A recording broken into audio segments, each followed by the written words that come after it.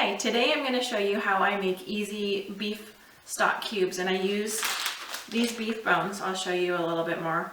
And they have a little bit of the fatty meat around them and then the marrow that's inside. And when we make the cubes, what we do is we make the beef stock. First we roast the bones, which makes a nice rich golden stock, and it makes the marrow be able to get out easier. And then we fill the pot, we roast them right in the pot. We fill the pot with filtered water and then we simmer it to make our beef stock. Then after that, we'll pull out the beef bones and put the marrow back in, blend up the beef stock so the marrow is all blended through, and then simmer that down again. After we simmer it down to about a quarter of the stock pot full, it's nice and condensed, and then we add in some gelatin to make it even more firm. Then we'll stick the whole pot into the fridge and let it set up for a couple hours. And when it comes out, we can cut it into cubes. And essentially we're making homemade bouillon, which is much better for us than the store-bought bouillon. And it makes it so that when we have gallons and gallons of stock, it doesn't take up tons and tons of room in our fridge. And when you're on the GAPS diet, you end up using a bunch of beef stock or chicken stock or beef stock. You can do this with chicken as well. And so being able to have it not take up so much room in the fridge and being able to keep these little 1-inch cubes equals about 1 cup of beef stock. So using the 1-inch cubes instead of the big cups of stock makes it easier for drinking it and adding it to soups and all sorts of stuff. So let's get started. I have these bones. They're from Wholesome Foods, which is just a local grass-fed farm. And I keep them in my freezer. I tend to buy in bulk. The farmers appreciate that. And so you can see this is all fatty meat. This is the beef bone, and then there's the marrow right in it. These are called marrow bones. They're also in our health food store. If you ask in the butcher section, a lot of times they can get you the marrow bones. Ours are in the freezer section, and it's a similar thing to this. So I'm going to put 4 of these in because they do have the meat in them. If it was just the bones with very little meat, then we probably use 6 or something. I'm just going to put them in the bottom of my stock pot. They're still a little bit frozen, but it's not important that they be thawed.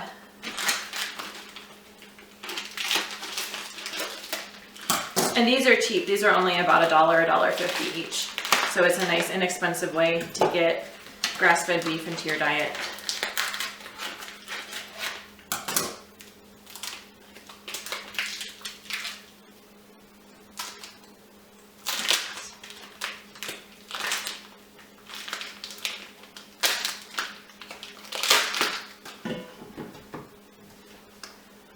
So you can see they're just right here in the pot. And all we're gonna do is put this whole pot, because it's oven proof, in the oven to roast them. And we're gonna roast them at 375 for an hour and a half.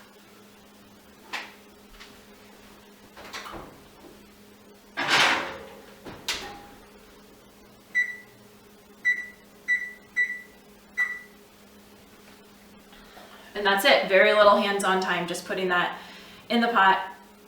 Roasting for an hour and a half. It doesn't have to be particular. I didn't even preheat my oven. And then we're going to come back and I'll show you the next step in a minute.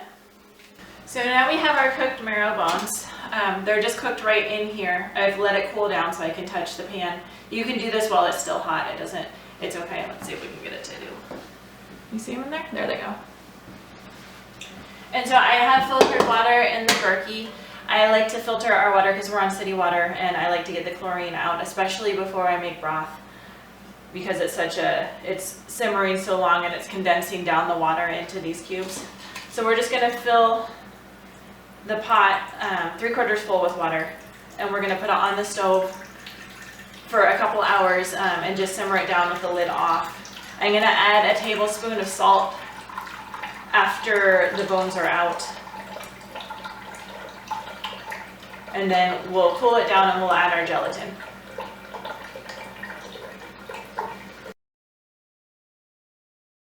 Now our stock has finished cooking and we're going to take it away off the stove.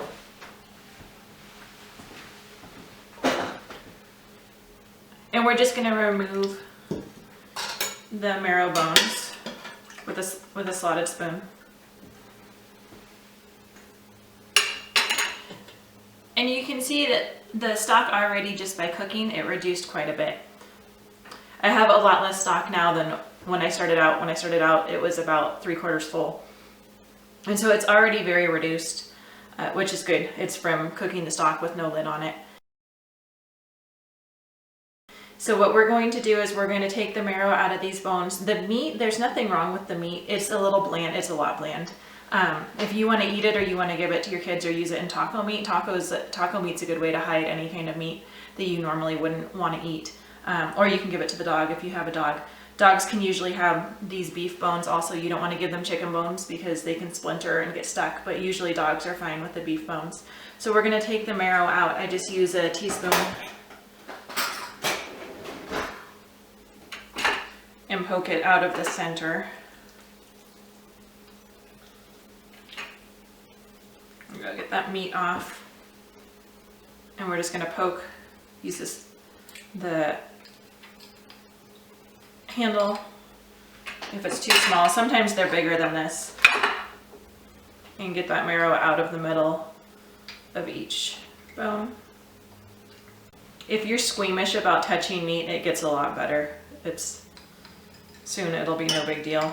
A lot of people that start the GAPS diet are doing it after years of being vegetarians, and it can be a little gross to be handling this meat all the time, but in no time you'll be used to it.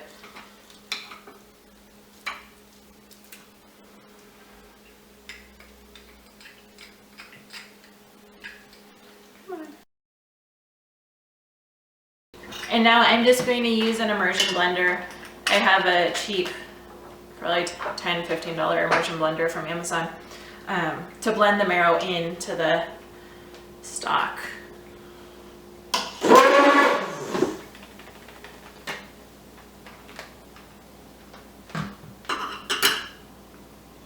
There.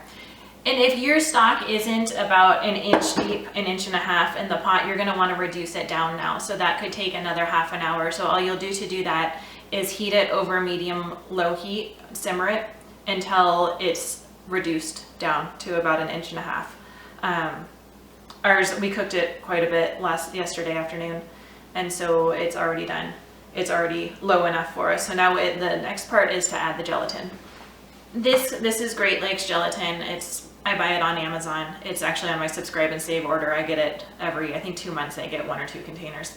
And it's from grass-fed cows and it's kosher, so you know that they're clean. If you try to mix it into the hot stock or the warm stock, it clumps up really bad. So what I do is I just get about half a cup of water and then I mix half a cup of gelatin in with it and it starts to absorb that. So I'll do that right now to show you. So here's my half cup water. And I use filtered water. We have a Berkey water filter.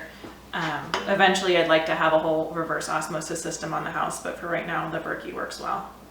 There's already gelatin in our stock, so if we were to put that in the fridge it would gel up pretty well, but we're just adding this to make it extra gelatinous so that if we take our bouillon cubes out, like if we go to a hotel or something, we don't have to worry about them melting and getting all over our luggage or melting and making a mess.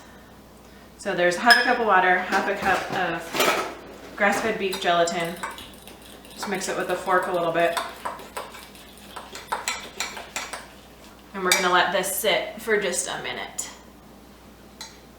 So now our gelatin, it's soaked up most of the water and it'll make it easier to blend into our stock now.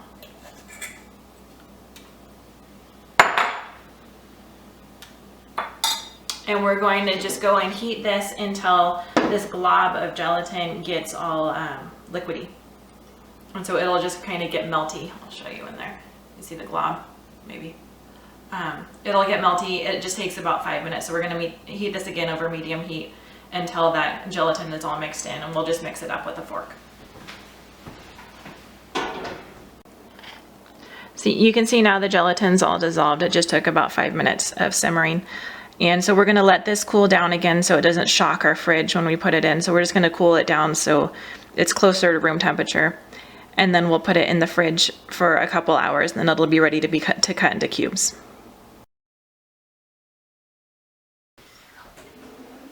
After about an hour of having your stock and gelatin mixture in the fridge, it's a nice solid mass. And And so we're going to loosen it out of the pot.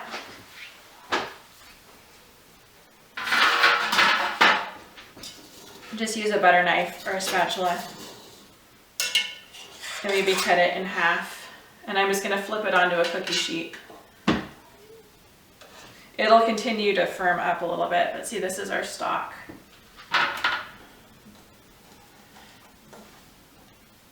There's that. And then the fat has all into cubes. And then we're gonna flash freeze them just right on this cookie sheet where it'll be easy to take them apart. There's some fat on the top which you can scrape off if you want, or you can just leave it there. It's not gonna hurt anything.